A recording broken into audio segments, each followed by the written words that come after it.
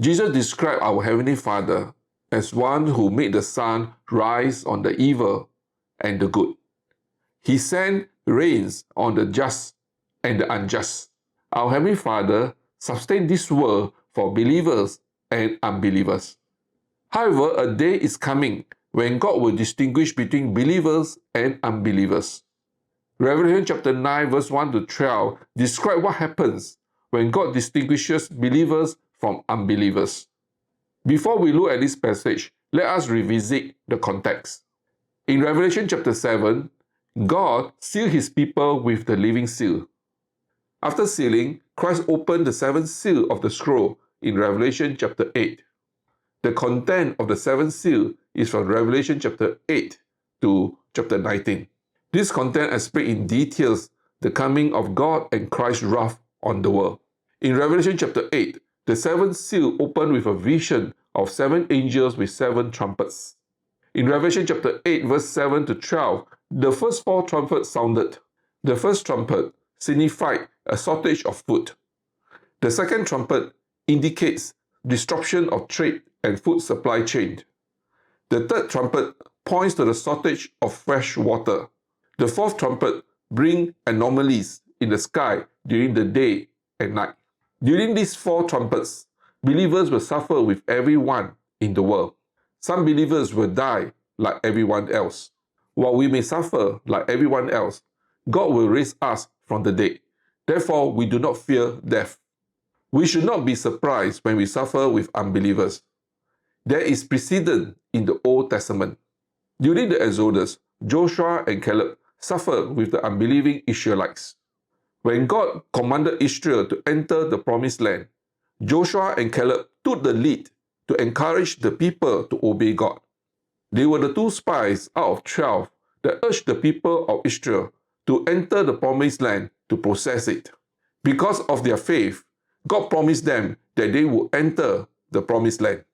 Although God promised Joshua and Caleb that they would enter the promised land, they had to suffer with the unbelieving Israelites.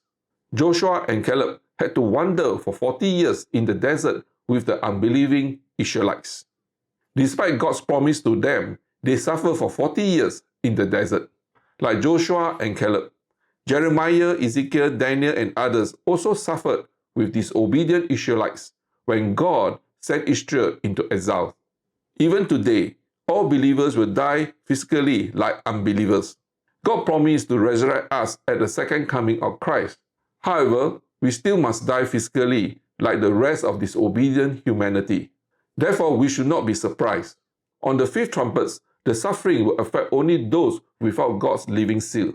In Revelation chapter 8 verse 13, an eagle flying in the sky announced, "Woe, woe, woe to those who dwell on the earth at the blast of the other trumpets that the 3 angels are about to sound." In Revelation chapter 9 verse 1 to 12, the 5th angel blows his trumpet. This trumpet released the first woe. What can we learn about the first woe? First, the first woe begins with a star falling from heaven to earth. The fallen star is a fallen angel. Although no name is mentioned, he is properly Satan. In Revelation chapter 12 verse 7 to 9, Satan and his angel were thrown down to the earth. This passage suggests that Satan is the fallen angel. Satan received the key to the shaft of the bottomless pit. Another name for the bottomless pit is the abyss. Satan has the key to unlock the entrance to the abyss. The abyss is where God confined demons. In Luke chapter 8 verse 26 to 33, Jesus drove out many demons from a man. These demons asked Jesus not to send them to the abyss. This request implies that the abyss is where God confined demons. The abyss is also the place of the dead. Paul said we should not ask who will descend into the abyss. This verse suggests that the abyss is the place of the dead. In Revelation chapter 11 verse 7, the beast that killed the 2 witnesses will rise from the abyss. This beast is the same beast who will receive power from Satan in Revelation chapter 13 verse 2 to 3. This scenario will happen because Satan has the key to the abyss. Who gave Satan the key? The text mentioned that a key was given to Satan. Satan's passive posture suggests that God gave him the key. God's purpose is to use Satan to torment those who do not have the seal of God. Some Christians may find this troubling. God can use anyone, even Satan, to fulfill his purpose. God used the Assyrians and the Babylonians in the Old Testament to punish Israel. The prophet Habakkuk found this troubling too.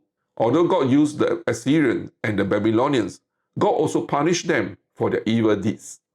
Similarly, God will punish Satan for his evil deeds. God will cast him into the lake of fire. Meanwhile, God will use him to torment those who do not have the seal of God. Second, the first woe released demonic locusts. When the fallen star opened the entrance of the abyss, locusts came out of the abyss. What are these locusts? These locusts are both normal and abnormal. In Revelation chapter 9 verse 4, the locusts received the command not to harm the grass of the earth, any green plant, or any tree. This instruction does not make sense unless these locusts can harm vegetation. These instructions show that the locusts are probably normal locusts. On the other hand, the locusts are also abnormal. They have the power of scorpion. They sting people like scorpion. Normal locust swarm do not sting people. They also do not bite people. However, these abnormal locusts sting like scorpion. The appearance of these locusts are like ugly monsters. They are like horses prepared for battle. Crowns of gold are on their heads. They have human faces and women's hair. Their teeth are like the teeth of lions. They wear iron breastplate. They fly with wings, making noises like chariots and horses running into battles. Some commentators try to link this imagery with modern war machines. We cannot make any definitive connection with anything contemporary. However, we do know these locusts can torment people. These locusts have a king. Their king is the fallen star from verse 1. The fallen star received the key to the entrance of the abyss. These fallen angels exercise authority over these demonic locusts by releasing them. This fallen star is called Abaddon in Hebrew and Apollyon in Greek. This name means destroyer or destructions. What is God's purpose in allowing these fallen angels to release these locusts? While we cannot fully imagine their appearance, we know they have a purpose. This discussion brings us to the third aspect of the first woe. The third aspect is that God is tormenting the people. God uses the locusts under demonic influence in tormenting the people. During these 5 months, the locusts will not touch those with God's seal on their forehead. During these 5 months, people who do not have the seal of God will seek death, but they will not find it.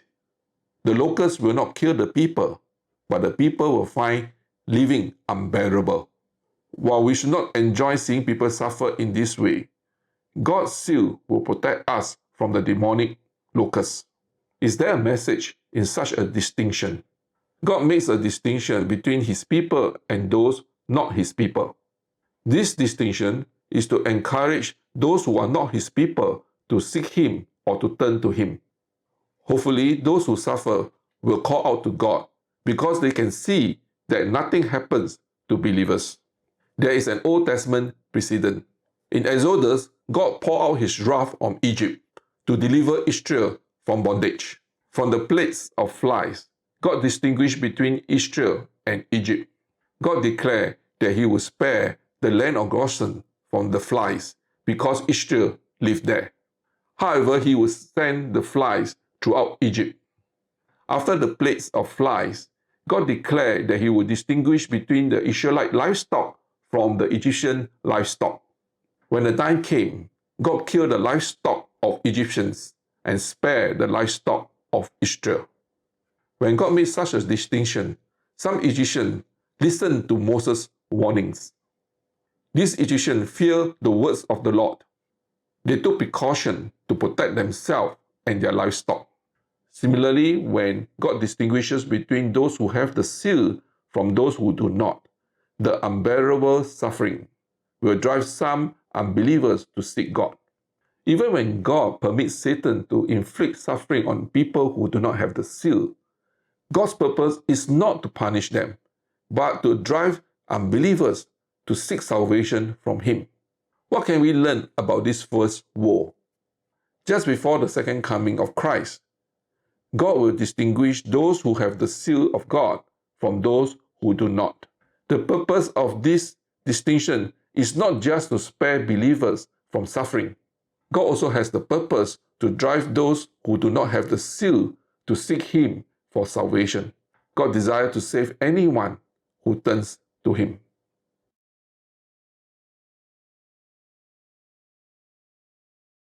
Thank you for listening. Subscribe to this channel to receive updates of new videos. If you like this video, give it a thumbs up. Thank you for watching.